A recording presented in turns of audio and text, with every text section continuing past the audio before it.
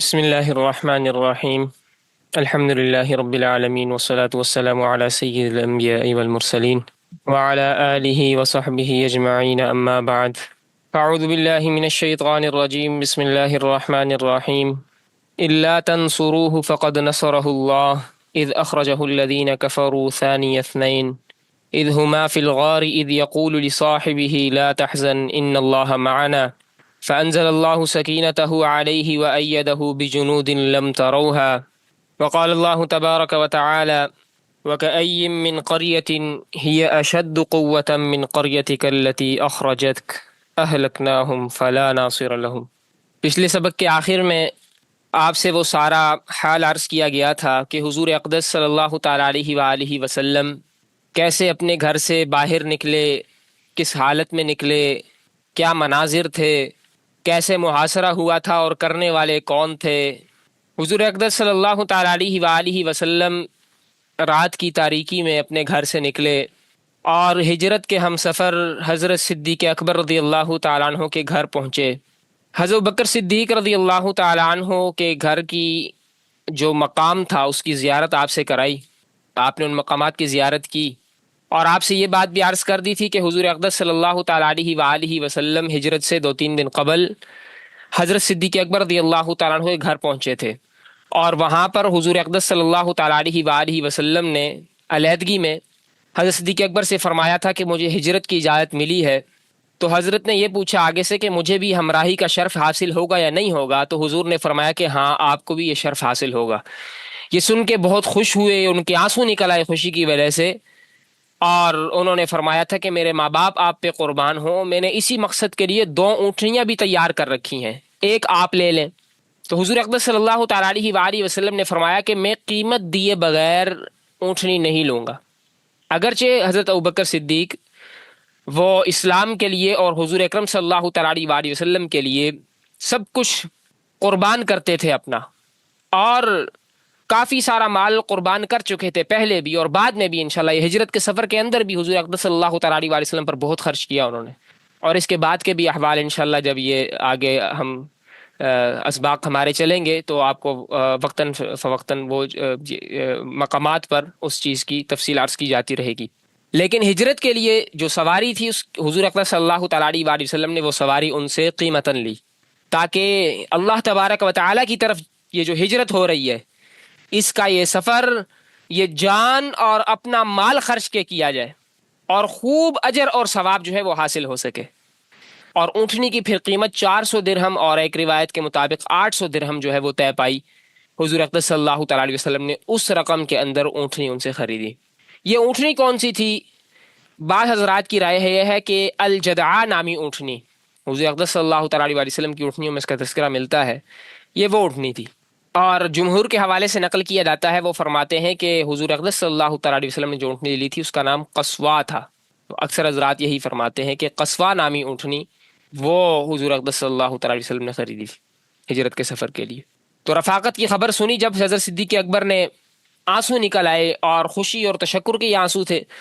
حضرت سیدہ عائشہ رضی اللہ تعالیٰ عنہ فرماتی ہیں کہ فواللہ ما شعرت قط قبل ذلك اليوم ان احدا يبكي من الفرح حتى رأيت ابا بکر يومئذ يبكي، کہ مجھے تو آج پتہ چلا کہ خوشی کے موقع پر بھی کوئی رویا کرتا ہے۔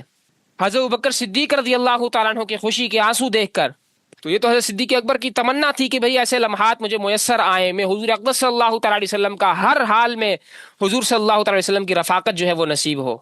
تو حضرت صدیق اکبر رضی اللہ تعالیٰ عنہ یہ حضور صلی اللہ تعالیٰ علیہ وسلم کے بہت قریبی، پرانے اور وفادار ساتھی تھے، ان کے حوالے سے آپ سنتے بھی رہتے ہیں، پڑھتے بھی رہتے ہیں۔ تو اس لیے سفر ہجرت کے لیے مناسب اور ہم مزاج دوست کی اور بہترین ہم سفر کی ضرورت ہوتی ہے، سفر ہی ایسا تھا۔ تو اس کے لیے پھر حضرت ابوبکر صدیق رضی اللہ تعالیٰ عنہ کا جو ہے انتخاب کیا، اور واقعی انہوں نے تو قربانی اور ہمتوں کی ایسی تاریخ لکھ دی کہ پھر نوجوانوں کو بھی انہوں نے پیچھے چھوڑ دیا۔ اب حضور اقدس صلی اللہ تعالیٰ علیہ وآلہ وسلم کا جو سفر ہجرت تھا اس میں حضرت ابوبکر صدیق رضی اللہ تعالیٰ عنہ کی صاحبزادی حضرت سیدہ اسماء رضی اللہ تعالیٰ عنہ، ان کی بھی بڑی خدمات ہیں۔ سفر کے لیے زاد راہ جو ہے وہ سیدہ عائشہ اور حضرت سیدہ اسماء رضی اللہ تعالیٰ عنہما، ان دونوں نے مل کے تیار کیا۔ تو اب توشہ دان کا منہ باندھنے کے لیے کوئی ڈوری اور رسی نہیں مل رہی تھی، تو حضرت اسماء رضی اللہ تعالیٰ عنہ نے اپنی اوڑھنی پھاڑ کے اس کے 2 ٹکڑے بنا لیے اور تھیلی کا منہ جو ہے وہ باندھ دیا. اسی سے پھر ان کا لقب ذات النطاقین پڑ گیا، یعنی دو اوڑھنیوں والی. اور یہ بھی بعض روایات میں آتا ہے کہ سیدہ اسماء رضی اللہ تعالیٰ عنہ وہ 3 دن غار ثور کے اندر بھی کھانا پہنچاتی رہیں. اللہ اکبر. تو بعض روایات میں آتا ہے کہ حضرت سیدہ اسماء رضی اللہ تعالیٰ عنہ 3 دن جو ہے وہ غار ثور میں کھانا پہنچاتی رہیں. اور غار ثور تک پہنچنا بھی بہت دشوار تھا. جو مضبوط نوجوان ہیں وہ بھی پہاڑ کی اونچائی دیکھیں، سفر دیکھیں تو ان کے پسینے چھوٹ جاتے ہیں، ہمت ہار جاتے ہیں. لیکن حضرت سیدہ اسماء رضی اللہ تعالیٰ عنہ کھانا لے کے وہاں پہ پہنچ جاتی. اور جن دنوں وہ کھانا لے کے جا رہی تھیں، یہ سن کے پھر انسان کے رونگٹے کھڑے ہو جاتے ہیں کہ ان دنوں وہ حمل سے تھیں، امید سے تھیں. تو قربان جائیں ان کی خدمات پہ کہ ایک تو نوجوان وہاں پر اگر جائیے، عام جو جوان ہو اگر کوئی، تو وہ بھی اس کو بھی تقریباً 1.5 گھنٹہ تو غار ثور تک لگ جاتا ہے. تو یہ امید کی حالت میں جو ہے کھانا وہاں پر پہنچاتی رہیں. رسول اللہ صلی اللہ تعالیٰ علیہ وسلم حضرت ابوبکر صدیق رضی اللہ تعالیٰ عنہ جب وہاں سے چلے گئے تو ان کے بعد پھر کافر دونوں بزرگوں کی تلاش میں حضرت صدیق اکبر کے گھر پہنچے. انہیں پتہ تھا کہ حضور صلی اللہ تعالیٰ علیہ وسلم اپنے گھر نہیں ہیں، تو پھر حضرت ابوبکر صدیق کے گھر جو ہیں وہ مل سکتے ہیں، کیونکہ یہ یاری دوستی تو ان کو معلوم تھی، یہ رفاقت، یہ جو ہے ان کا آپس کا تعلق. تو حضرت ابوبکر صدیق کے گھر حضور مل سکتے ہیں، یا پھر وہاں سے جو ہے وہ کوئی اطلاع مل جائے گی. تو دروازے پہ دستک دی. حضرت سیدہ اسماء رضی اللہ تعالیٰ عنہ انہوں نے دروازہ کھولا تو کافروں نے پوچھا تمہارے والد کہاں گئے؟ تو انہوں نے کہا مجھے کچھ پتہ نہیں ہے. تو ابو جہل ملعون جو تھا وہ غصے میں آپے سے باہر ہو گیا اور حضرت اسماء پہ ہاتھ اٹھایا اس نے، اور اتنی زور سے ان کے چہرے پہ تھپڑ مارا کہ ان کا بندہ جو ہے وہ ٹوٹ کے دور جا گرا. وہ انہوں نے اس خاطر وہ تھپڑ بھی برداشت کیا. اسی طرح ابوبکر صدیق رضی اللہ تعالیٰ عنہ جاتے ہوئے ساری رقم اپنے ساتھ لے گئے کہ پرخطر سفر ہے، رقم جو ہے پیسے جو ہے کام آئیں گے، اگر کہیں کسی مشرک سے آمنا سامنا ہو جائے گا تو کچھ لے دے کہ اس کی جان بھی چھڑائی جا سکتی ہے، اس مشرک سے اپنی جان چھڑائی جا سکتی ہے. تو ان کے والد جو تھے بوڑھے تھے، انہوں نے جانے کے بعد ناراضگی کا اظہار کیا کہ ابو بکر جو ہے وہ تو سارا مال لے کے چلے گئے. تو اسماء رضی اللہ تعالیٰ عنہ کہنے لگیں کہ کل یا ابتی انہ قد ترک لنا خیرا کثیرا، کہ ہرگز نہیں دادا جان، وہ تو ہمارے لیے بہت خیر اور برکت چھوڑ کے گئے ہیں. اور پھر اسماء رضی اللہ تعالیٰ عنہ نے ایک عجیب ترکیب سے انہیں تسلی دی کہ گھر میں جہاں پہ دراہیم وغیرہ رکھے جاتے تھے وہاں پتھر رکھ کے اوپر کپڑا ڈال دیا، اور نابینے دادا جان کا ہاتھ پکڑ کے جو مصنوعی درہم تھے ان پہ ہاتھ پھروا دیا کہ دیکھیے دادا جان کتنی رقم یہاں پہ پڑی ہوئی ہے. انہوں نے پتھروں کے اوپر ہاتھ پھروا کے ان کو تسلی دلوا دی. تو وہ سادے مزاج کے تھے، ان کی خفگی دور ہو گئی. اس وقت تک وہ مسلمان نہیں ہوئے تھے. ابو قحافہ رضی اللہ تعالیٰ عنہ حضرت صدیق اکبر کے والد، بعد میں پھر وہ مسلمان ہوئے. تو یہ ام سلمہ رضی اللہ تعالیٰ عنہ حضرت ابوبکر صدیق رضی اللہ تعالیٰ عنہ کی صاحبزادی، انہوں نے سفر ہجرت کے حوالے سے یہ خدمات جو ہیں سر انجام دی. اللہ اکبر. خواتین کے لیے اس میں بہت سبق ہے. رات کی تاریکی میں حضور اقدس صلی اللہ تعالیٰ علیہ وسلم گھر سے نکلے، حضرت ابوبکر کے گھر پہنچے، زیادہ راہ ساتھ لے لیا، گھر کی پچھلی جانب کھڑکی سے نکلے، آگے حضورہ ٹیلے پر کھڑے ہو کر مکہ مکرمہ کو خطاب کیا کہ واللہ انکی لخیر ارض اللہ واحب ارض اللہ الی اللہ ولولا انی اخرجت منکی ما خرجت، کہ مجھے معلوم ہے کہ تو کرۂ ارض پر سب سے بہتر جگہ ہے، اللہ تبارک و تعالیٰ کو سب سے زیادہ محبوب ہے، اگر مجھے میری قوم یہاں سے نہ نکالتی تو میں کبھی تجھے نہ چھوڑتا. مکہ سے حضور اقدس صلی اللہ تعالیٰ علیہ وسلم کو حضور کا وطن تھا، بہت زیادہ محبت تھی، بہت زیادہ دلچسپی تھی.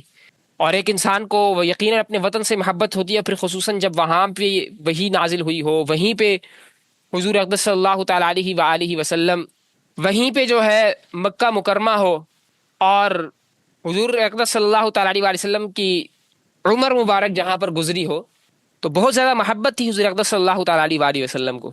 تو حضورہ ٹیلے پہ کھڑے ہو کے مکہ مکرمہ کو خطاب کیا کہ کرۂ ارض پہ سب سے بہتر جگہ جو ہے وہ تو ہے، اللہ کو سب سے زیادہ محبوب ہے تو، اگر مجھے میری قوم یہاں سے نہ نکالتی میں تجھے چھوڑ کے کبھی نہ جاتا. یہ فرمایا اور مکہ مکرمہ کو پیچھے چھوڑ کے جنوب کی جانب حضور صلی اللہ تعالیٰ علیہ وآلہ وسلم چل دیے. اب دیکھیں مدینہ منورہ شمال میں تھا اور حضور اقدس صلی اللہ تعالیٰ علیہ وآلہ وسلم جنوب کی جانب چلے، اور ان کی جو منزل تھی وہ تھی جبل ثور. انہوں نے جبل ثور پہ جانا تھا، پھر آگے غار ثور. تو مدینہ منورہ شمال کی طرف تھا. اور جنوب میں یمن تھا۔ اب کافروں کو غلط رخ دینے کے لیے یمن کے راستے پہ چلے، کیونکہ کافروں کے وہم و گمان میں بھی نہیں تھا کہ حضور صلی اللہ علیہ وسلم اپنے ساتھی کے ساتھ یمن کی سمت پہ چل پڑیں گے، تو اس لیے وہ والا راستہ جو ہے غار سور والا وہ اختیار کیا۔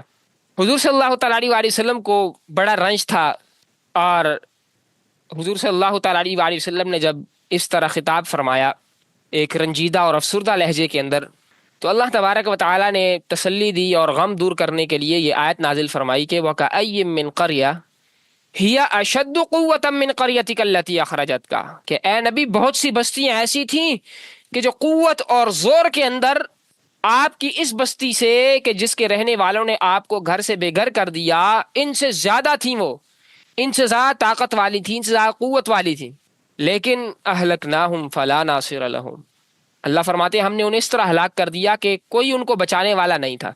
تو اس آیت نے واضح کر دیا کہ اہل مکہ یہ سمجھ رہے ہیں کہ ہم نے کوئی بڑی کامیابی حاصل کر لی ہے، لیکن حقیقت میں ایسا کر کے انہوں نے اپنی شامت بلائی اور اللہ تبارک و تعالیٰ کے عذاب کو دعوت دی ہے۔ ایک نبی اکرم صلی اللہ تعالیٰ علیہ وسلم کو گھر سے بے گھر کرنا، انہیں ہجرت پر مجبور کرنا بہت بڑا جرم ہے، اور اس کی سزا ان قریب مکہ والے بھگت لیں گے۔ تو مکہ والے مغرور نہ ہوں، اللہ تبارک و تعالیٰ نے ان سے زیادہ طاقت والوں کو ہلاک کر دیا، تو یہ کیا چیزیں ہیں؟ جب اللہ تبارک و تعالیٰ چاہیں گے تو ان کی بھی صفائی کر دیں گے۔ بہرحال مکہ مکرمہ یتیم ہو گیا۔ حضور اقدس صلی اللہ تعالیٰ علیہ وآلہ وسلم اور حضرت صدیق اکبر رضی اللہ تعالیٰ عنہ غار سور کی طرف جا رہے ہیں، جبل سور کی طرف جا رہے ہیں۔ حضرت صدیق اکبر رضی اللہ تعالیٰ عنہ کبھی حضور صلی اللہ تعالیٰ علیہ وآلہ وسلم کے آگے چلتے ہیں، کبھی پیچھے چلنے لگ جاتے ہیں۔ حضور صلی اللہ تعالیٰ علیہ وسلم نے اس بات کو محسوس کرتے ہوئے پوچھا کہ یا ابا بکر ما لک تمشی ساعۃ بین یدی وساعۃ خلفی، ابو بکر تمہیں کیا ہوا، کیا بات ہے، آپ کبھی میرے پیچھے چلتے ہیں کبھی آگے ہو جاتے ہیں؟ تو حضرت صدیق اکبر رضی اللہ تعالیٰ عنہ نے جواب دیا یا رسول اللہ، اس خیال سے کہ آگے دشمن نہ ہو میں آپ سے آگے ہو جاتا ہوں، اور یہ سمجھ کے کہیں پیچھے سے دشمن تعاقب تو نہیں کر رہا، میں آپ کے پیچھے چلنے لگ جاتا ہوں۔ تو یہ ایک محبت کی کرشمہ سازیاں دیکھیں آپ، اور یہ دونوں طرف سے ہے۔ محبت اپنے محبوب سے کسی وقت انسان کو غافل نہیں ہونے دیتی، اور موہوم سے موہوم چیز کا خطرہ بھی وہ محسوس کر لیتی ہے۔ اب غار سور تک پہنچنا مشکل بھی بہت تھا، پہاڑ پہ چڑھتے ہوئے عام طور پہ جیسے آپ کو بتلایا کہ 1.5 گھنٹہ تقریباً ایک عام بندے کو لگ جاتا ہے، عام لوگوں میں بعض 2 گھنٹے بھی لگاتے ہیں، بالکل ینگ قسم کے نوجوان لوگ۔ تو یہ جو بات ہے یہ اب کی بات ہے، اب ٹریک بھی بن چکا ہے، راستہ کھلا ہے، کشادہ ہے، تو آرام سے لوگ وہ چلے جاتے ہیں۔ تو اس وقت تو اور مشکلات تھیں، تو یہ دونوں حضرات کیسے اس غار تک پہنچے ہوں گے؟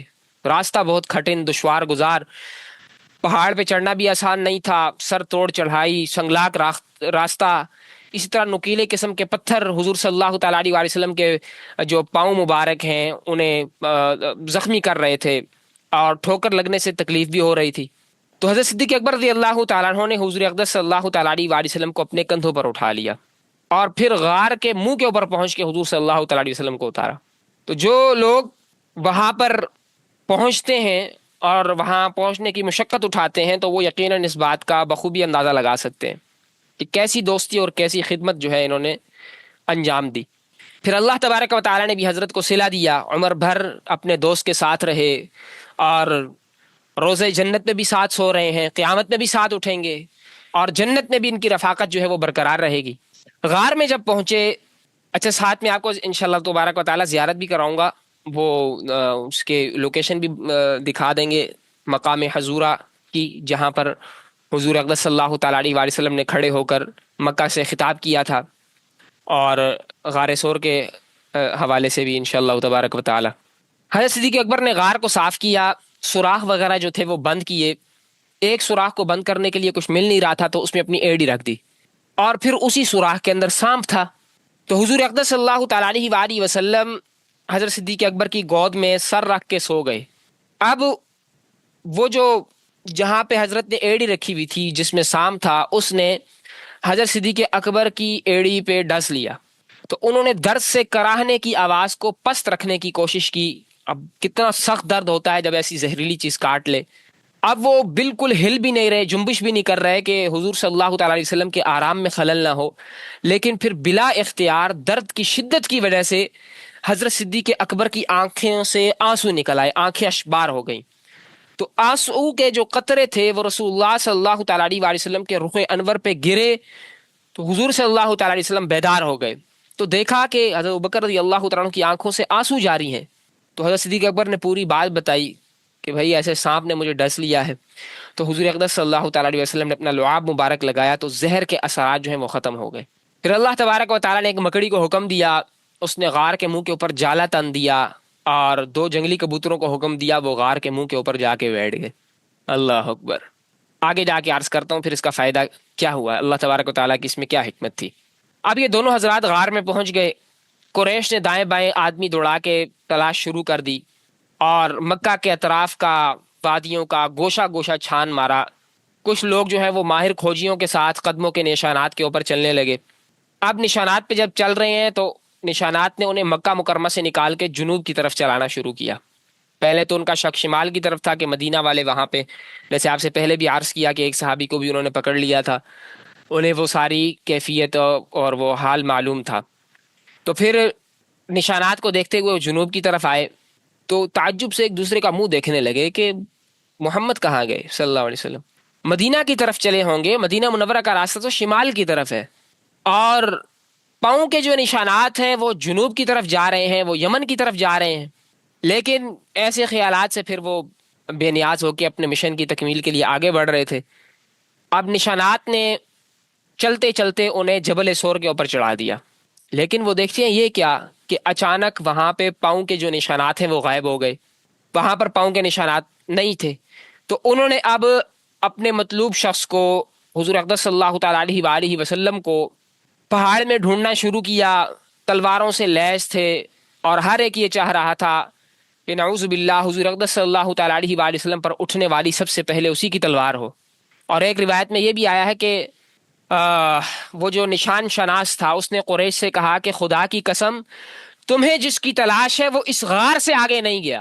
یعنی اتنا بھی اس نے یہ بات کر دی کہ تمہیں جس کی تلاش ہے وہ اس غار سے آگے نہیں گیا. اب مشرک غار کے دہانے کی طرف بڑھنے لگے اور یہ بہت غمگین منظر تھا. زمین اور آسمان اداس تھے لیکن انہیں یقین تھا کہ اللہ تبارک و تعالیٰ نے اپنے حبیب صلی اللہ تعالیٰ علیہ وسلم کو دشمنوں کے فریب سے بچانے کا جو وعدہ کیا ہے وہ سچا ہے. اب اس وعدے کی کاروائی دیکھنے کے اب منتظر ہیں.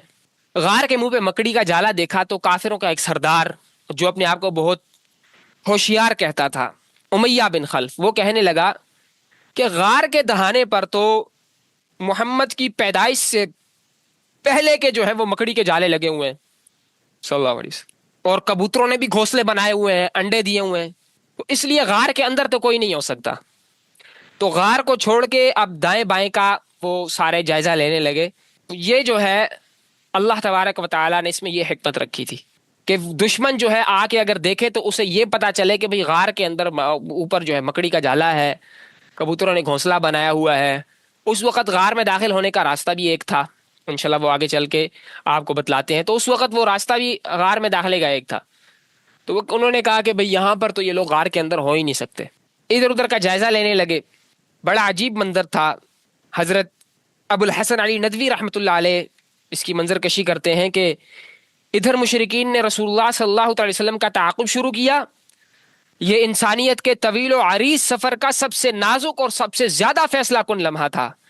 یا تو ایک ایسی بدنصیبی سامنے تھی جس کی کوئی انتہا نہیں، یا ایک ایسی خوش نصیبی اور اقبال مندی کا آغاز ہونا تھا جس کی کوئی حد نہ تھی. انسانیت نے بے چینی سے اپنی سانس روک لی تھی اور بے حس و حرکت ہو کر ان جاسوسوں اور تعاقب کرنے والوں کو پھٹی ہوئی آنکھوں سے دیکھ رہی تھی جو اس وقت غار کے منہ پر کھڑے تھے. اور صرف اتنی دیر باقی تھی کہ کوئی نیچے دیکھ لے، لیکن خدا کی قدرت ان کے اور اس اقدام کے درمیان حائل ہو گئی اور وہ دھوکہ کھا گئے. انہوں نے دیکھا کہ غار کا منہ مکڑی کے جالے سے بند ہے تو ان کا ذہن بھی ادھر نہ جا سکا کہ اندر کوئی ہو سکتا ہے. یہ حضرت ابو الحسن علی ندوی رحمۃ اللہ علیہ نے اس کا جو ہے منظر کشی کی ہے. اور واقعتاً یہ جو آپ کو تصویر نظر آ رہی ہے اس میں یہاں پہ یہ جو مکان وقوف المشرکین جس پہ لکھا ہوا ہے، یہ 3 ایرو بنے ہوئے ہیں جس کے یہاں مشرک کھڑے ہوئے تھے، اور ہلکا سا اگر نیچے دیکھ لیتے تو سامنے ان کو نظر آ جاتا. مزید انشاءاللہ آپ سے عرض کرتے ہیں تو یہ حالت کھل کے آپ کے سامنے واضح ہوگی. حضرت سیدہ صدیق اکبر رضی اللہ تعالیٰ عنہ نے قدموں کی آوازیں اور بولنے کا شور اور غوا سنا، بہت گھبرائے. دم سادھ لیا اپنا اور نظریں حضور صلی اللہ تعالیٰ علیہ وسلم کے چہرے کے اوپر جما دی. ان کا دل چاہ رہا تھا کہ کسی طرح حضور اقدس صلی اللہ تعالیٰ علیہ وسلم کو اپنی روح میں اور اپنے دل کے اندر چھپا لوں. اور غار سے نکلنے کا، فرار ہونے کا ایک ہی راستہ تھا، غار کا دروازہ. وہ بھی کافروں کے قبضوں میں آ گیا. اب مکمل طور پہ یہ دونوں مہاجر دوست ظالموں کے حصار میں ہیں.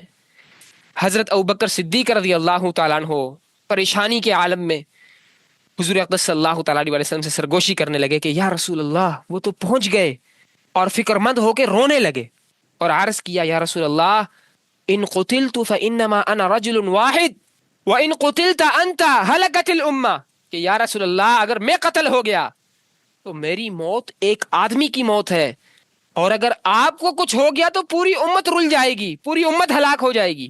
سخت ٹینشن اور عجیب وہ حالت کہ یا رسول اللہ اب تو یہ دشمن بالکل قریب آ گئے ہیں، ہم نے شمال کی جانب کو چھوڑ کے جنوب کا راستہ اختیار کیا اور اتنا دور آ کے غار میں پناہ لی، یہ اب جنوب کی طرف چلتے ہوئے اب اس غار تک آ پہنچے ہیں اور گھیر رکھا ہے انہوں نے باقاعدہ.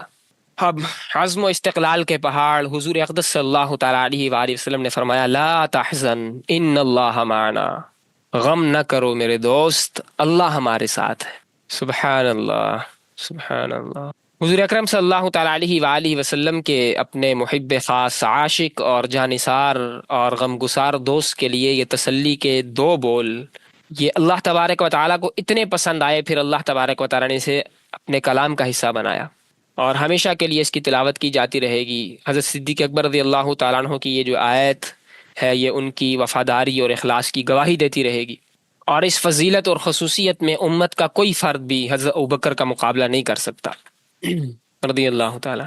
تو یہ آیت ان کی شان بیان کر رہی ہے، وفاداری بیان کر رہی ہے، اخلاص کی گواہی دے رہی ہے.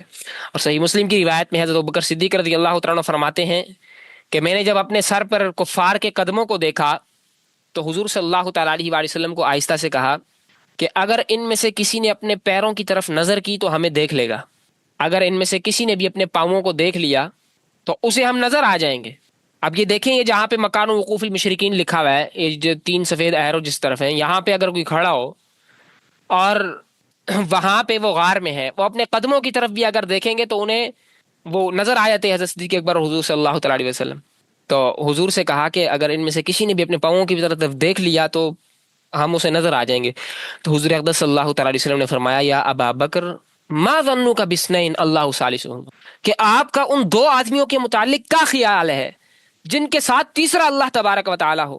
حضور نے یہ نہیں فرمایا کہ میرے اور آپ کے ساتھ تیسرا اللہ ہے، بلکہ فرمایا ان 2 آدمیوں کے متعلق آپ کا کیا خیال ہے جن کا تیسرا اللہ ہے. یعنی جہاں پر بھی 2 صادق اور مخلص دوست ہوں گے اللہ تبارک و تعالیٰ ان کے تیسرے ہیں اور وہ ان دونوں کی مدد فرمائیں گے.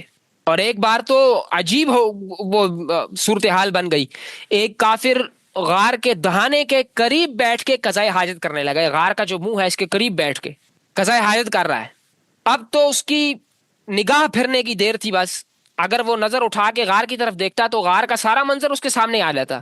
حضرت صدیق اکبر تڑپ اٹھے کہ یا رسول اللہ وہ تو ہمیں دیکھ رہا ہے. حضور نے تسلی دی، فرمایا نہیں دوست رنجیدہ نہ ہو، وہ ہمیں نہیں دیکھ رہا، اگر وہ ہمیں دیکھ رہا ہوتا تو ہماری طرف یوں منہ کر کے پیشاب کرنے نہ بیٹھتا. اور ایک روایت میں ہے کہ جب حضرت صدیق اکبر بہت رنجیدہ غمگین ہوئے تو حضور نے فرمایا کہ وہ ہرگز ہمیں نہیں دیکھ سکتے، ہرگز نہیں دیکھ سکتے، کیونکہ 3 فرشتے ہمیں اپنے پروں میں چھپائے ہوئے ہیں. اور ایک روایت میں یہ دعا بھی منقول ہے، حضور نے دعا فرمائی اللہم اعمی ابصارہم، اے اللہ ان کی آنکھیں اندھی کر دے. چنانچہ وہ لوگ غار سے دائیں بائیں تو دیکھتے رہے، لیکن غار کے اندر دیکھنے سے ان کی آنکھیں اندھی ہو گئی، نہیں دیکھ سکے. سیرت کی کتابوں میں 2 دوستوں سے متعلق 2 لمحات بہت ہی نازک ہیں. ایک غار ثور کا نازک ترین لمحہ، دوسرا غزوہ بدر کا. دونوں حضرت محمد صلی اللہ تعالیٰ علیہ وآلہ وسلم اور حضرت صدیق اکبر رضی اللہ تعالیٰ عنہ سے متعلق 2 لمحات. دونوں مواقع پر وفادار دوست ایک دوسرے کو تسلی دے رہے ہیں، غم بانٹتے نظر آتے ہیں. غار ثور میں صدیق اکبر پر شدید پریشانی طاری ہوئی، حضور صلی اللہ تعالی وسلم ان کو اطمینان اور ڈھارس دلاتے ہیں. اور غزوہ بدر کا لمحہ جہاں دشمن کی تعداد صحابہ کی تعداد سے 3 گنا زیادہ ہے، وہ اسلحے سے لیس ہے اور اس سے مقابلہ ہے، حضور سر بسجود تھے، خشوع اور خضوع کی عجیب کیفیت حضور پہ طاری، کبھی آہوزاری کر کے گڑ گڑا رہے ہیں، کبھی فتح و نصرت کی دعا کر رہے ہیں. اور مناجات اور دعاؤں میں اتنے محو ہے کہ چادر کندھوں سے گرتی جا رہی ہے، اور حضور اقدس صلی اللہ تعالی علیہ وسلم کو پتہ ہی نہیں چل رہا، بالکل دعا کے اندر گم ہے، اور فرما رہے ہیں اللہ اگر یہ مٹھی بھر لوگ ہلاک ہو گئے تو پھر زمین پر تیرا نام لینے والا کوئی نہیں ہوگا۔ حضرت صدیق اکبر سے یہ آہوزاری، گڑ گڑاہٹ اور الہا و بکا مزید برداشت نہیں ہوئی۔ انہیں پوری امید تھی کہ حضور اکرم صلی اللہ علیہ وسلم کی دعا ضرور قبول ہوگی۔ گری ہوئی چادر حضور کے شانوں پر ڈالی، تسلی دیتے ہوئے کہا حسبک فقد الححت علی ربک، یا رسول اللہ بس کافی ہے، آپ اپنے اللہ کے سامنے بہت گڑ گڑا چکے، حسبک فقد الححت علی ربک۔ تو غار میں حضرت صدیق اکبر کو اپنا غم نہیں تھا، وہ تو کہہ چکے تھے اگر میں قتل ہو گیا تو میری موت ایک آدمی کی موت ہے، آپ کو کچھ ہوا تو پوری امت ہلاک ہو جائے گی، رل جائے گی۔ اور غزوہ بدر میں بھی حضور کو اپنی جان کا غم نہیں تھا، اپنے صحابہ کے بارے میں حضور صلی اللہ تعالی وسلم کو خوف تھا۔ فرما رہے تھے اللہ اگر یہ مٹھی بھر لوگ ہلاک ہو گئے تو پھر زمین پر تیرا نام لینے والا کوئی نہیں ہوگا۔ تو جو دانشار دوست ہیں اس طرح نازک مواقع پر ایک دوسرے کی ہمت بتا کے وفاداری کا حق ادا کرتے ہیں۔ حضرت فاروق اعظم کے سامنے جب حضرت صدیق اکبر کا ذکر آتا تو فرماتے کہ واللہ للیلۃ من ابی بکر ویوم خیر من عمر عمر، کہ اللہ کی قسم ابو بکر کی ایک رات اور ایک دن عمر بن خطاب کی ساری زندگی اور زندگی بھر کی عبادت سے افضل ہے۔ ایک رات اور ایک دن، رات غار سور کی اور دن جب حضور اکرم صلی اللہ علیہ وسلم کی وفات ہو گئی اور عرب سے بہت سے قبیلے مرتد ہو گئے تھے تو حضرت صدیق اکبر نے ان سب کے خلاف اعلان جہاد کیا۔ تو فرماتے ہیں کہ میں حضرت ابوبکر کی خدمت میں حاضر ہوا اور خیر خواہانہ عرض کیا اے خلیفہ رسول اللہ آپ ذرا نرمی کریں اور تعلیف سے کام لیں۔ تو حضرت ابوبکر نے غصے میں فرمایا جبار فی الجاہلیہ وخوار فی الاسلام، اے عمر جاہلیت کے زمانے میں تو تم بڑے بہادر اور دلیر تھے، اب اسلام میں آ کر بزدل بن گئے ہو، تم ہی بتاؤ کیسے ان سے نرمی کروں۔ حضور وفات پا گئے، وہی ختم ہو گئی، اب خدا کی قسم اگر یہ لوگ اس رسی دینے کا بھی انکار کریں گے جو حضور کے زمانے میں دیا کرتے تھے تو میں ضرور ان سے جہاد کروں گا۔ تو حضرت عمر فرماتے ہیں چنانچہ پھر ہم نے حضرت ابوبکر کے ساتھ مل کے جہاد کیا اور اللہ تبارک و تعالیٰ نے حضرت ابوبکر کے ذریعے ان تمام لوگوں کو اسلام کی طرف واپس لوٹا دیا جو مرتد ہو گئے تھے۔ تو للیلۃ من ابی بکر ویوم خیر من عمر عمر، ابو بکر کی ایک رات اور ایک دن وہ عمر کی پوری زندگی سے بہتر ہے۔ اب حضور اقدس صلی اللہ تعالیٰ علیہ وآلہ وسلم اپنے دوست کے ساتھ غار میں آرام اور اطمینان کے ساتھ تشریف فرما ہے، کافر گلی کوچوں میں گشت کر رہے، پہاڑوں اور کمین گاہوں میں مارے مارے پھر رہے، ہر طرف جو ہے وہ تلاش جاری ہے، لیکن اللہ تبارک و تعالیٰ نے حضور صلی اللہ تعالیٰ علیہ وسلم کی حفاظت فرمائی۔ حضور کی جائے پناہ کوئی مستحکم قلعہ نہیں تھا، ایک غار تھا اور کنارے تک تلاش کرنے والے لوگ بھی پہنچے تھے، لیکن اللہ تبارک و تعالیٰ نے متعدد مخلوقات کو حضور کی حفاظت کی ذمہ داری سونپ رکھی تھی، اور یہ محافظ کوئی بڑے کمانڈوز یا اسلحہ بردار نہیں تھے بلکہ جسے ہم کمزور مخلوق سمجھتے ہیں، اللہ تبارک و تعالیٰ نے سیکورٹی اور حفاظت کے فرائض ایسی مخلوقات کو دیے۔ اب وہ مکڑی کی جو تار ہوتی ہے، اوہن البیوت، کمزور ترین گھر، اس نے آہنی قلعہ بن کے حضور کی حفاظت کی، اور خدائی لشکروں کے پہرے کی ایسی ہیبت تھی کہ مشرکوں کو غار کے اندر جھانکنے تک کی ہمت ہی نہیں ہوئی۔ اگر اللہ تعالیٰ چاہتے تو بڑی بڑی مخلوقات، فرشتے اور دیگر اللہ تبارک و تعالیٰ کی مخلوقات جو ہے ان کے ذریعے سے جو جثے اور قامت والی مخلوقات ہیں ان سے پہرے داری کا کام لے سکتے تھے، لیکن کبوتری کے گھونسلے اور مکڑی کے جالے لگا کے اللہ تبارک و تعالیٰ نے دنیا کفر کو بتا دیا کہ تمہاری تدبیریں تو گھاس پھوس کے گھونسلوں سے بھی کمزور ہیں۔ اب مکڑی نے حضور کی حفاظت کے لیے جالا بنا، اسے بڑی عزت اور شرافت ملی، حضور اقدس صلی اللہ تعالیٰ علیہ وآلہ وسلم اس سے محبت کرنے لگے۔ امام دلمی رحمۃ اللہ علیہ نے مسند الفردوس میں حدیث ایک نقل کی ہے جس کے الفاظ ہیں انا احبھا، مجھے مکڑی سے محبت ہے، اور یہ حدیث مسلسل ہے۔ حدیث مسلسل کا مطلب یہ کہ امام دلمی رحمۃ اللہ علیہ سے لے کے حضور اقدس صلی اللہ تعالیٰ علیہ وآلہ وسلم تک جس محدث نے اس حدیث کو بیان کیا ہر ایک نے انا احبھا کے الفاظ کہہ کے مکڑی سے اپنی محبت کا اظہار کیا ہے۔ اور اس حدیث کے اس روایت کے جو راوی ہیں حضرت ابو ہریرہ ہیں، فرماتے ہیں انا احبھا، مجھے مکڑی سے محبت ہے۔ جب سے میں نے حضرت صدیق اکبر سے یہ کہتے ہوئے سنا ہے کہ جب سے حضرت صدیق اکبر سے سنا اس دن سے مکڑی سے محبت کرنے لگا۔ جب سے حضور سے سنا کہ انہیں مکڑی سے محبت ہے اور رسول اللہ صلی اللہ علیہ وسلم نے فرمایا کہ اے ابو بکر، اللہ تعالیٰ مکڑی کا بھلا کرے کہ اس نے میرے اور آپ پر غار میں جالا بنا، جس کی وجہ سے مشرکین ہمیں دیکھ سکے، نہ ہی جو ہے ہم تک پہنچ سکے، کچھ بھی ان کے ہاتھ نہیں لگا، نہ ان کی نظریں آئیں، نہ جو ہے ان کے ہاتھ ہم تک پہنچے۔ اللہ اکبر۔ جیسے آپ سے عرض کیا کہ حضرت صدیق اکبر رضی اللہ تعالیٰ عنہ کا پورا گھرانہ وہ ہجرت کی تیاری میں شامل تھا۔ حضرت ابوبکر صدیق رضی اللہ تعالیٰ عنہ، حضرت ابوبکر صدیق کی اہلیہ، ان کے بیٹے بیٹیاں غلام، سارے جو ہیں وہ عظیم اجر و ثواب کے مستحق ٹھہرے، اور مکہ مکرمہ سے لے کے مدینہ منورہ پہنچنے تک سفر ہجرت کے تمام مراحل میں اس گھرانے کی وفاداریاں، محبتیں، دعائیں اور محنتیں شامل رہیں، اور سارے دین کے مجاہد اور سارے کے سارے حضور اقدس صلی اللہ تعالی علیہ وسلم کے محافظ تھے۔ رفیق سفر حضرت بکر صدیق بنے، زاد راہ بھی اسی گھر سے تیار ہوا، اہل مکہ کی خبریں بھی یہی لوگ پہنچاتے رہے، غار تک خوراک کا انتظام بھی انہی کے سپرد ہوا۔ اسی طرح راہ ہجرت کا کوئی پل اس گھرانے کی قربانی کے بغیر طے نہیں ہوا۔ تو اس اعزاز کے اندر کوئی مسلم گھرانہ اس پاکیزہ گھرانے کا مقابلہ نہیں کر سکتا۔ اور حضرت صدیق اکبر نے اپنے گھرانے کی تربیت اس انداز میں کی تھی کہ امانت، دیانت، رازداری، ایثار اور قربانی، اور اسی طرح انفاق فی سبیل اللہ، یہ ساری صفات اس گھر کے ہر فرد کے اندر پائی جاتی تھی۔ اور پھر برکتیں بھی ایسے ہی گھروں میں آتی ہیں، محنت کے بادل جو ہے وہ ایسے ہی گھرانوں سے اٹھتے ہیں، اور دین کے داعی بھی ایسے ہی گھروں سے پیدا ہوتے ہیں۔ کون ہوتا ہے آج کا کوئی غلیظ زبان والا جو حضرت صدیق اکبر رضی اللہ تعالیٰ عنہ کی وفاداری پہ انگلیاں اٹھائے؟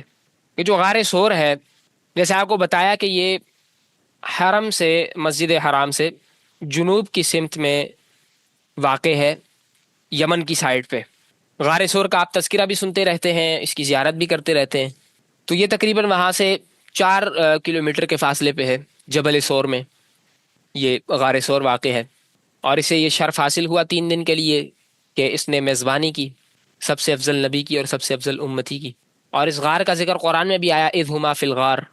یہ جو غار ہے، جیسا کہ آپ نے اس کی تصاویر میں بھی دیکھا ہوگا، اندرونی جو تصاویر ہیں اس کی، کہ یہ اس طرح ہے، اس کشتی کی طرح ہے جس کا نچلا حصہ اوپر کو کر دیا جائے، یعنی الٹا دی جائے، اور اندرونی بلندی غار کی وہ 1.25 میٹر ہے، اور اس کا جو طول و عرض ہے وہ 3.5 ضرب 3.5 میٹر ہے۔ ابھی اس کے 2 دہانے ہیں، ایک مغربی سمت میں جس سے حضور اکرم صلی اللہ تعالیٰ علیہ وسلم داخل ہوئے تھے، اور اس دروازے سے لیٹ کے اندر جایا جا سکتا تھا۔ پھر 9ویں صدی ہجری کے آغاز سے 13ویں صدی ہجری تک اس دہانے کو مرحلہ وار جو ہے وسیع کیا جاتا رہا ہے۔ اب جو اس کی اونچائی ہے وہ نیچے والی سیڑھی کو ملا کے تقریباً 1 میٹر ہے۔ دوسرا دروازہ مشرقی سمت میں ہے، وہ مغربی دہانے سے زیادہ کشادہ ہے۔ یہ دہانہ جیسے آپ سے پہلے عرض کیا، یہ بعد میں بنایا گیا ہے تاکہ لوگوں کو غار میں داخل ہونے اور نکلنے میں آسانی ہو۔ اس وقت جو ہے وہ ایک ہی تھا، وہ بھی اس کی بنسبت جو ہے وہ کم تھا۔ اللہ اکبر کبیرہ۔ تو اس غار میں حضور اقدس صلی اللہ تعالیٰ علیہ وآلہ وسلم نے 3 دن گزارے۔ اللہ اکبر۔ اللہ تبارک و تعالی ہم سب کو بار بار اللہ تبارک و تعالی یہاں کی زمین بوسی کا، یہاں پہ سجدے کرنے کا اللہ تبارک و تعالی شرف ہمیں نصیب فرمائے۔ اللہ اکبر۔ ہجرت کا سفر مکمل نظم اور ترتیب کے ساتھ تھا۔ غار سور کا ٹھکانہ اور سفر کی تیاری یہ سارا خفیہ رکھا گیا، بس جو متعلقہ لوگ تھے ان کو اس کا علم تھا کہ غار سور ٹھکانہ ہے، سفر کی تیاری ہے، دیگر معاملات، اور حکمت اور تدبیر کے ساتھ مختلف معاملات مختلف لوگوں کے سپرد کیے گئے، اور ہر بندے کو اس کی استعداد کے مطابق ذمہ داری دی گئی۔ حضرت صدیق اکبر رضی اللہ تعالیٰ عنہ بہت ہی سمجھدار، حکیم اور تجربہ کار تھے، تو رفاقت سفر کے لیے ان کا انتخاب ہوا، اور ساتھ ہم مزاج ہونا اور دوستی، تو ان کا انتخاب ہوا۔ حضرت علی رضی اللہ تعالیٰ عنہ گھر کے آدمی ہیں، اور حضور اقدس صلی اللہ تعالیٰ علیہ وآلہ وسلم سے انہوں نے تربیت پائی ہے، اس لیے بستر پر سلانے اور گھر کی دیکھ بھال کے لیے انہیں بستر پر چھوڑا گیا۔ اس گھر کی زیارت وغیرہ بھی آپ کو تفصیل سے کروائی تھی۔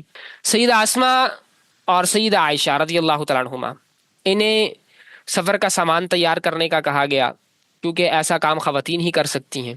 مکہ مکرمہ کی نقل و حرکت، اسی طرح ان کے حالات پہچاننے، سچی خبریں لانے اور جاسوسی کا فریضہ، یہ جو معاملات تھے یہ حضرت صدیق اکبر کے بیٹے عبداللہ بن ابی بکر انجام دے رہے تھے۔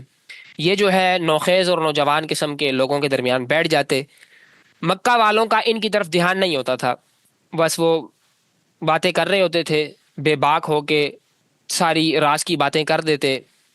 اور یہ جو تھے حضرت عبداللہ بن ابی بکر، یہ سب کچھ اسے ریکارڈ کر کے اپنے دماغ میں رسول اللہ صلی اللہ تعالی وسلم کی خدمت میں آ کے پہنچاتے تھے کہ یہ باتیں چل رہی ہیں، یہ معاملہ ہے. ان کا دن مشرکین کے درمیان گزرتا تھا عبداللہ بن ابی بکر رضی اللہ تعالیٰ عنہ کا، اور رات حضور صلی اللہ تعالی علیہ وسلم کے پاس. تو مکہ والوں کے وہم و گمان میں بھی نہیں تھا کہ جو کچھ ہم کہہ رہے ہیں وہ سب یہاں سے یہ سن کے محفوظ کر کے حضور اقدس صلی اللہ تعالی علیہ وسلم تک پہنچا رہے ہیں. تو مکہ والوں کی تلاش جو ہے، اب وہ جو تلاش کر رہے تھے تھک ہار کے مایوسی کا شکار ہو گئے، اور حضور اقدس صلی اللہ تعالی علیہ وسلم ان کے درمیان پھر کوئی 5 کلومیٹر کے فاصلے پہ بیٹھ کے 3 دن تک اپنا نیٹ ورک مکمل طور پہ چلاتے رہے. تو اس سے اندازہ لگایا جائے کہ حضور اقدس صلی اللہ تعالی علیہ وسلم کا جاسوسی کا جو نظام ہے کتنا مضبوط، عمدہ اور خفیہ تھا. اللہ اکبر. بہرحال عامر بن فہیرہ رضی اللہ تعالیٰ عنہ یہ غلام تھے مکہ مکرمہ میں، اور پھر راستے کی خدمت کا شرف جو ہے انہیں ہی ملا. یہ خدمت کرتے تھے، حضرت صدیق اکبر کے ساتھ تھے. حضرت عامر بن فہیرہ رضی اللہ تعالیٰ عنہ کے صدیق اکبر کے غلام تھے. اور عبداللہ بن اریقط یا عبداللہ بن ارقط نام کا بندہ، یہ جو ہے ہجرت کے راہبر ہیں. یہ مشرک تھے لیکن امین تھے، مخبری وغیرہ کا ان سے وہ نہیں تھا کہ مخبری کر سکیں گے، معتبر تھے، اور ریگستانوں اور صحرائی راستوں کے یہ ماہر تھے. تو انہیں رہبر کے طور پر ساتھ لیا گیا. تو سارے اسباب اور وسائل اختیار کرنے کے بعد اللہ تبارک و تعالیٰ پر مکمل اعتماد اور بھروسہ کر کے یہ سفر ہوا. پھر لمحہ بلمحہ اللہ تبارک و تعالیٰ کی نصرت اور مدد کے جو ہے وہ مشاہدے ہوتے رہے. انشاءاللہ تبارک و تعالیٰ آگے جب تفصیلات آئیں گی اور جن جن مقامات کا جو ہے وہ تذکرہ ہوگا ان کے ساتھ انشاءاللہ تبارک و تعالیٰ وہاں کی یادیں اور وہاں پر پیش آنے والے واقعات، معجزات انشاءاللہ تبارک و تعالیٰ آپ سے عرض کیے جائیں گے. اب مکہ مکرمہ کی پل پل کی خبریں تو حضور تک پہنچ رہی تھیں. دشمنوں نے بھی تلاش کرنے میں ایڑی چوٹی کا زور لگا لیا. 3 دن کے بعد جب جوش ان کا ٹھنڈا ہوا تو پھر یہ قافلہ مدینہ منورہ کی طرف روانہ ہو گیا. حضرت ابوبکر صدیق رضی اللہ تعالیٰ عنہ نے حضرت عبداللہ بن اریقط کو راستہ بتلانے کے لیے اجرت پہ لیا. بااعتماد تھے، راستوں کو پہچانے ماہر تھے جیسے آپ کو بتلایا، اور انہوں نے پھر ساحل سمندر کے قریب والا راستہ جو ہے وہ اختیار کیا. صرف 1 منٹ انتظار کر. یہ دیکھیں، یہ جو پہلا پن ہوا مقام آپ کو نظر آ رہا ہے، یہ غار ثور ہے. یہ غار ثور ہے اور یہ مکہ ہے. غار ثور سے پھر بطحائے قریش کی طرف اترے. یہاں سے آگے پھر یہ مختلف منازل اور مختلف مقامات کو پن کیا ہوا ہے. اب یہاں سے یہ سمندر کے قریب قریب جو راستہ آپ کو نظر آ رہا ہوگا، اس طرف یہ سمندر ہے، اور یہاں سے پھر قریب کا راستہ اختیار کرتے ہوئے مدینہ منورہ تک کا سفر جو ہے انہوں نے کیا. تو اس راستے میں جو رہبر تھے وہ عبداللہ بن اریقط یا عبداللہ بن ارقط ان کا نام آتا ہے. اللہ اکبر کبیرہ. آپ سے معذرت، یہ ماؤس پتہ نہیں کس قسم کا آج میرے ہاتھ آ گیا ہے تو اس کی وجہ سے بھی کچھ مشکل پیش آ رہی ہے. اور یہ جو راستہ ہے اس کی ایک وجہ یہ بھی ہے کہ یہ عام طور پہ جو مدینہ منورہ کی طرف سفر کرنے والے لوگ ہیں وہ اس راستے سے سفر کرنے سے کتراتے تھے. اور بہت سے اہل مکہ، یہ یہاں پر تو آپ کو یہ شارٹ کٹ نظر آ رہا ہے، اس میں سے بہت سی جگہ ایسی ہے جہاں سے لوگ سفر کرتے بھی تھے، لیکن بھی بہت ساری وادیاں ہیں، بہت سارے پہاڑ ہیں اور بہت سارے وہ مناظر ہیں. انشاءاللہ تبارک و تعالیٰ ساتھ ساتھ وہ ہم آپ سے عرض کریں گے. تو بہت سے لوگ یہاں پہ ان راستوں سے سفر کرنے سے جو ہے وہ کتراتے تھے، یہاں سے نہیں جاتے تھے. اور بہت سے اہل مکہ جو ہیں وہ تو اس راستے سے واقف ہی نہیں تھے، کیونکہ یہ کافی لمبا اور دشوار گزار راستہ تھا. اکا دکا مسافر یہاں سے جاتے تھے، لیکن چونکہ عام راستے کے مقابلے میں یہ محتاط راستہ تھا، اس لیے اس راستے کا انتخاب کیا گیا. اور جو ہجرت کا قافلہ تھا اس میں 3 اونٹ تھے. 2 اونٹ جن کے بارے میں آپ کو بتلا دیا، 2 اونٹنیاں، ایک حضرت صدیق اکبر، 2 جو حضرت صدیق اکبر کے پاس تھیں، ایک پھر حضور نے خرید لی. تو ایک صدیق اکبر کی ہو گئی، ایک حضور والی ہو گئی، اور تیسرا جو ہے وہ عبداللہ بن اریقط کے پاس اونٹ تھا. تو 3 اونٹ تھے. ایک اونٹ جس پر حضور اکرم صلی اللہ تعالیٰ علیہ وآلہ وسلم سوار تھے، دوسرے اونٹ پہ حضرت صدیق اکبر رضی اللہ تعالیٰ عنہ اور حضرت صدیق اکبر کے غلام، آزاد کردہ غلام عامر بن فہیرہ رضی اللہ تعالیٰ عنہ، وہ اس پہ سوار تھے. اور عبداللہ بن اریقط وہ اپنے اونٹ پہ بیٹھ کے راستہ دکھلانے کے لیے آگے آگے چلا۔ اب سفر ہجرت کی بہت ساری منازل ہیں۔ آ، اب یہ جو ہے سفر تھا بھی خفیہ اور پوشیدہ، ان مقامات میں اکثر گھاٹیاں ہیں یا وادیاں ہیں، وہ آبادی سے خالی ہیں۔ تو سیرت کی کتابوں میں سفر ہجرت کے جو مقامات ہیں جن کا تذکرہ آتا ہے، وہاں پہ شروع میں پھر بیت خدیجہ کا تذکرہ آتا ہے۔ حضور صلی اللہ علیہ وسلم بیت خدیجہ سے نکلے تو پہلی منزل آتی ہے حضرت صدیق اکبر رضی اللہ عنہ کا گھر، پھر وہاں سے مقام حضورہ، پھر جبل سور، پھر غار سور۔ تو یہاں تک کا تذکرہ آپ سے عرض کر دیا۔ آگے کی وادیاں عصفان ہے، امج ہے، وادی قدید، خیمہ ام معبد، جحفہ، وادی خرار، سنیت المرہ، لقف، مدلج لقف، مدلج مجاح، مدلج تہن، اسی طرح مرجح، اسی طرح ذی العزوین یا الغزوین، ذو کشر، الجداجد، الاجرد، ذو سلم، العبابید یا العبابیب، اسی طرح العصیانہ، العرج، سنیت الغائر یا رکوبہ، اسی طرح وادی ریم، پھر آگے قبا، اور پھر اختتام ہوتا ہے ابو ایوب انصاری رضی اللہ عنہ کے گھر پر۔ تو شروع کی کچھ منزلیں اور آخر کی کچھ منزلیں، اس کا تو ہم اکثر تذکرہ سنتے رہتے ہیں، تو بیچ کی یہ ساری منازل اور پھر یہاں پر اہم واقعات بھی جو ہیں وہ پیش آئے۔ تو انشاءاللہ تبارک و تعالیٰ ان سب کا تفصیلی جو ہے وہ آپ سے وہ عرض کریں گے حال۔ اب مکہ مکرمہ سے مدینہ منورہ جانے کا جو موجودہ راستہ ہے وہ طریق الہجرہ کے نام سے مشہور ہے، الخط السریع، اور یہ حضور صلی اللہ تعالیٰ علیہ وسلم کے سفر ہجرت کے مقامات کے قریب قریب سے بنایا گیا ہے، اس لیے اسے طریق الہجرہ کہتے ہیں۔ طریق الہجرہ اسے اسی وجہ سے کہتے ہیں، اور حجاج کرام کے قافلے وہ اسی سے گزرتے ہیں، لیکن یہ سڑک چونکہ شہروں میں داخل نہیں ہوتی، البتہ مدینہ منورہ کی طرف جو قدیم راستہ جاتا ہے جو آج بھی زیر استعمال ہے، اس میں سفر ہجرت کے کچھ بڑے بڑے شہر جو ہیں وہ آتے ہیں۔ اللہ اکبر۔ تو ان وادیوں میں سے کچھ وادیوں کا انشاءاللہ تبارک و تعالیٰ تعارف بھی آپ سے عرض کریں گے، اور پھر راہ ہجرت میں جو پہلا قیام ہوا اور وہاں پر جو واقعہ ہوا پیش آیا، اور پھر آگے کی باتیں انشاءاللہ تبارک و تعالیٰ وہ پھر اگلے اسباق میں آپ سے عرض کریں گے۔ اللہ تبارک و تعالیٰ ہمیں حضور اقدس صلی اللہ تعالیٰ علیہ وآلہ وسلم سے سچی محبت نصیب فرمائے۔ اچھا، ایک منٹ میں آپ کو یہاں پہ اس کا مقام دکھا دیتا ہوں، حضورہ ٹیلے کا، جس پہ کھڑے ہو کے حضور صلی اللہ علیہ وسلم نے ارشاد فرمایا تھا واللہ انک لخیر ارض اللہ واحب ارض اللہ الی اللہ ولولا انی اخرجت منک ما خرجت، کہ حضور نے مکہ سے کہا تھا کہ تو اللہ کے نزدیک سب سے محبوب جگہ ہے، اللہ کی سب سے بہترین جگہ ہے، اور اگر مجھے نہ نکالا جاتا میں یہاں سے نہ نکلتا۔ تو وہ حضورہ ٹیلے، ایک روایت کے مطابق حضور نے حضورہ ٹیلے سے یہ خطاب فرمایا تھا، تو اس کا میں آپ کو وہ مقام دکھا دیتا ہوں، پھر انشاءاللہ تبارک و تعالیٰ کلاس کو جو ہے وہ اینڈ کرتے ہیں۔ اللہ اکبر کبیرہ۔ وہ اس میپ میں چونکہ پن نہیں ہوا ہوا تو اس لیے میں نے اس کی لوکیشن کا وہ ایڈریس محفوظ رکھا ہوا ہے۔ احمد زمان بھائی، احمد زمان، آپ سے گزارش ہے یہ لکیریں نہ کھینچے سکرین پہ، سبق پر توجہ رکھیں بھائی، اتنا خوبصورت روحانی۔ اور اب یہ مقام ہے دیکھیں حضورہ کا، یہ جو آپ کو سرخ پن نظر آ رہی ہے نا اس مقام پہ، یہ حضورہ کا مقام ہے، یہاں سے حضور اکرم صلی اللہ تعالیٰ علیہ وسلم نے مکہ کو خطاب فرمایا تھا۔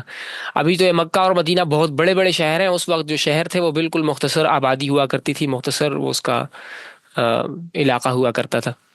تو یہاں سے حضور اکرم صلی اللہ تعالیٰ علیہ وسلم نے اس کو خطاب فرمایا، اور پھر جو ہے سیدھا جبل سور کی طرف، یہاں سے یہ دیکھیں یہ جبل سور کا پہلا مقام یہاں پہ یہ پن ہوا ہے، جبل سور کی طرف آئے، پھر یہاں پہ پھر 3 دن حضور اکرم صلی اللہ تعالیٰ علیہ وسلم نے قیام فرمایا۔